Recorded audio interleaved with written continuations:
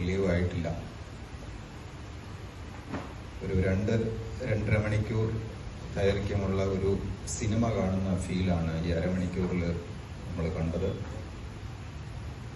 ഇന്നലെ ഒരുപാട് audience appreciation കിട്ടിയ ഫേസസ് ഇൻ ഫേസസ് ആ ടീം തന്നെയാണ്. ഈ പെൺകുട്ടിയുടെ അച്ഛനും അമ്മയുമായിട്ട് അഭിനയിച്ച പ്രകാശ് വടകരയും ജയ മേനോനും.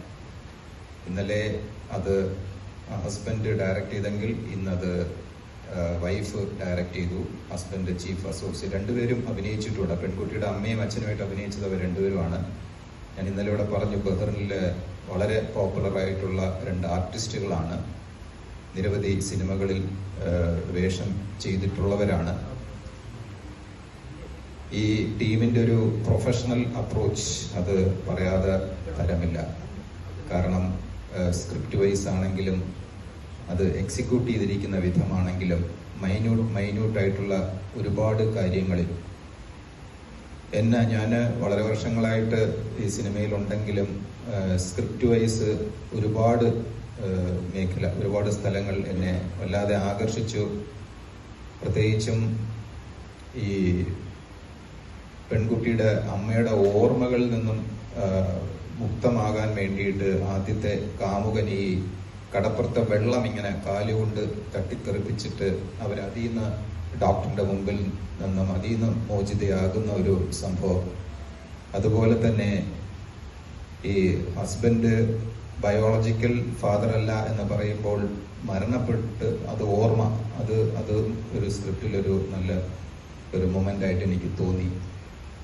അങ്ങനെ ഒരുപാട് ഇത് ഈ പഴയ കാലം പറയുമ്പോഴത്തേക്കും ജിമിക്ക് കമ്മൽ ഈ ടേബിളിൽ തട്ടി മറ്റേ കമ്മലിന്റെ അടുത്തേക്ക് വിടുന്നത്, അതൊക്കെ ഒരുപാട് ചിന്തകൾക്കും ഒരുപാട് ആശയങ്ങൾക്കും വഴി ഇടുന്ന സ്ക്രിപ്റ്റിംഗ് പാറ്റേൺ ആണ്. അതൊരു ലേഡി പ്രത്യേകിച്ചും പ്രവാസ ജീവിതം നയിക്കുകയും ജോലി തിരക്കുകൾക്കിടയിൽ, ഇന്നലെ ഞാനിവിടെ പറഞ്ഞു, അവധി ദിവസങ്ങളിലും കിട്ടുന്ന മറ്റ് സന്ദർഭങ്ങളിലുമൊക്കെയാണ് ഇവരിത് ഷൂട്ട് ചെയ്യുന്നത്. അപ്പൊ ഇത് എന്തുമാത്രം പെർഫെക്ഷനോടുകൂടി അവരിത് ചെയ്തിരിക്കുന്നു എന്നുള്ളത് എത്ര മാത്രം അപ്രീഷിയേറ്റ് ചെയ്താലും മതി വരില്ല.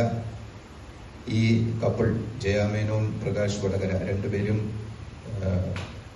വളരെ പെട്ടെന്ന് തന്നെ മലയാള സിനിമയിലേക്ക് വരണം. കൂടുതൽ ഇതുപോലുള്ള കാമ്പുള്ള കഥകളും ഡയറക്ടോറിയൽ സംഭവങ്ങളും ചെയ്യണം. എന്തായാലും ഒരു ബിഗ് സല്യൂട്ട് രണ്ടുപേർക്കും, ഈ ടീമിനും. ഇവരുടെ ഒരു പ്രൊഫഷണൽ അപ്രോച്ച് അത് എത്രത്തോളം പ്രശംസിച്ചാലും മതി വരില്ല. തീർത്തും എനിക്ക് ഒരു സംതൃപ്തി നൽകിയ ഒരു ഷോർട്ട് ഫിലിമാണ്.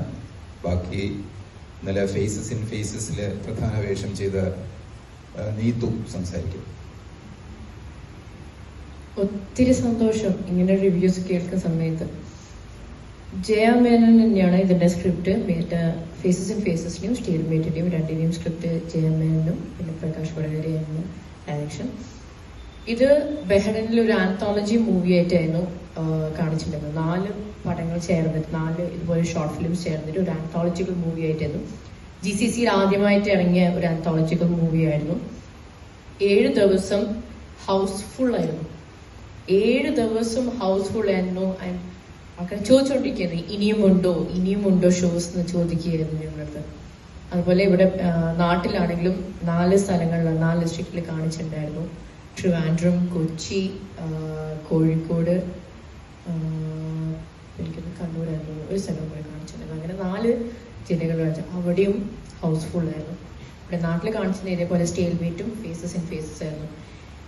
ഈ സിനിമ കാണുന്ന സമയത്ത് എനിക്ക് ഓർമ്മ വരുന്നത്, കാരണം നമ്മുടെ അവിടെ ആവുന്ന സമയത്ത് ബഹ്റൈനിലാകുമ്പോൾ ഒത്തിരി റെസ്ട്രിക്ഷൻസ് ഉണ്ട്. പ്രത്യേകിച്ച് ആ ഹോസ്പിറ്റൽ സീന് രാത്രി 12 മണിക്ക് ശേഷം മാത്രമേ ഷൂട്ട് നടക്കുള്ളൂ. എല്ലാവരും ജോലി ചെയ്യുന്നവരാണ്. പുലർച്ചെ 5 മണി വരെയും 6 മണി വരെയും ഒക്കെ ഇന്ന് ഷൂട്ട് ഉണ്ട്. എന്നാൽ പലരും ഡയറക്റ്റ് അവിടെ നിന്നാണ് ഓഫീസിൽ പോയിട്ടുണ്ടായിരുന്നത്. അത്ര ഡെഡിക്കേഷൻ ആയിരുന്നു ഫുൾ ടീമിന്.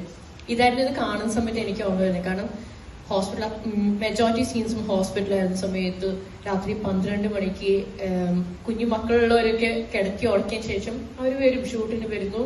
12 മണിക്ക് ഷൂട്ട് സ്റ്റാർട്ട് ചെയ്യുന്നു, പുലർച്ചെ വരെ ഷൂട്ടിംഗ് നടത്തുന്നു, ഡയറക്റ്റ് ഓഫീസിൽ പോകുന്നു. ഇതായിരുന്നു. സോ കംപ്ലീറ്റ്ലി ആ ഒരു ഡെഡിക്കേഷനും കാര്യങ്ങളും ശരിക്കും ഈ പടത്തിൽ കാണാനുണ്ട്. ആൻഡ് ഡെഫിനറ്റ്ലി ജയ മേനൻ, പ്രകാശ് വടകര എന്ന് പറയുന്നത് ഇറ്റ്സ് ആക്ട്സ് ഓഫ് പീപ്പിൾ. സത്യം, അവരവരുടെ ലൈഫ് തന്നെ ഇതിനു വേണ്ടി ഡെഡിക്കേറ്റ് ചെയ്തിരിക്കുന്നത്. For direction, for scripting. Jayamenon അതുപോലെ നോവൽസ് എഴുതിയിട്ടുണ്ട്, പബ്ലിഷ് ചെയ്തിട്ടുണ്ട്. അത്രയും മനോഹരമായിട്ടുള്ള വ്യക്തികളാണ്. ഒരുപാട് സിനിമകൾ ഇവിടെ നാട്ടിൽ ചെയ്തിട്ടുണ്ട്. Thank you so much. ഒത്തിരി പ്രൗഡായി തോന്നുന്നു ഇവിടെ ഇങ്ങനെ ട്രിവാൻഡ്രത്ത് ഈ പടം ഇവിടെ കാണുന്ന സമയത്ത്. Thank you. അതിനുള്ള കാലിബർ ഉണ്ടാവണം.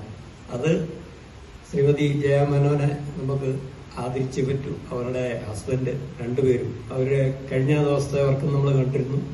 അതും ഒരു രക്ഷയില്ല. അത് ഒരു സിനിമയോട് കിടപിടിക്കുന്ന രീതിയിൽ തന്നെയാണ് നമ്മളിത് ഓരോ ഷോട്ടുകളും കണ്ടുകൊണ്ടിരിക്കുന്നത്. പലപ്പോഴും നമ്മൾ കണ്ടു കഴിഞ്ഞാൽ ഏകദേശം ഒരു തീം മാത്രമാണ് മനസ്സിൽ നിൽക്കുകയുള്ളൂ. പക്ഷെ ഇവിടെ അതല്ല. ഓരോ ഷോട്ടുകളും അദ്ദേഹം പറഞ്ഞ പോലെ കാലുകൊണ്ട് വെള്ളം തെറിപ്പിക്കുന്ന ഷോട്ട് പോലും നമ്മുടെ മനസ്സിൽ നിന്നും ആയില്ല. അതുപോലെ ഓരോ സെക്കൻഡുകൾ. പക്ഷെ പുള്ളിക്കാരത്തി ഓർമ്മയില് ഹസ്ബൻഡ് മരിക്കുന്ന ആ സീൻ കാണുമ്പോഴത്തേക്ക് എന്തോ ഒരു അപാകത പോലെ തോന്നി. പുള്ളി ടക്കെന്ന് മരിക്കുന്നു. അത് കഴിയുമ്പോൾ ഇത് ഓർമ്മയാണെന്ന് കാണുമ്പോഴത്തേക്ക് അത് കറക്റ്റാണ്. അങ്ങനെയായിരുന്നു ചെയ്യേണ്ടിരുന്നത്. ഈ പുള്ളിക്കാരത്തിന്റെ മുഖത്ത് തന്നെ ക്യാമറയുള്ളൂ. അദ്ദേഹത്തിന്റെ ഭാവഭേദങ്ങളൊന്നും കാണിക്കുന്നില്ല. ഹസ്ബൻഡ് അല്ലെന്ന് പറയുമ്പോൾ കാണിക്കാൻ പാടില്ലായിരുന്നു. അവർ കൃത്യമായിട്ടത് കാണിച്ചില്ല. അപ്പൊ എല്ലാം കൊണ്ടും ചിത്രം സൂപ്പർ, ഒന്നും പറയാനില്ല. താങ്ക്സ്.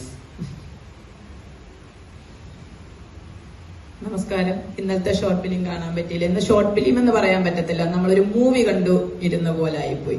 ഞാൻ ഇടയ്ക്കിടയ്ക്ക് ഫോൺ വരുമ്പോ ഇറങ്ങിപ്പോവും, പിന്നെയും വന്നിരിക്കും. പക്ഷെ ഇത് കണ്ടിട്ട് ഞാൻ ആ ഫോൺ സൈലന്റിൽ ഇട്ടിട്ട് നിശബ്ദമായി കണ്ടുകൊണ്ടിരുന്നു. നന്നായിരുന്നു, സൂപ്പർ, ഒന്നും പറയാനില്ല. എന്നാൽ നമ്മുടെ നാട്ടിലൊക്കെ ഷോർട്ട് ഫിലിം സിനിമയൊക്കെ പിടിക്കുമ്പോൾ അതിൻ്റെതായ നമ്മൾ ഫ്രീഡം ആണ്.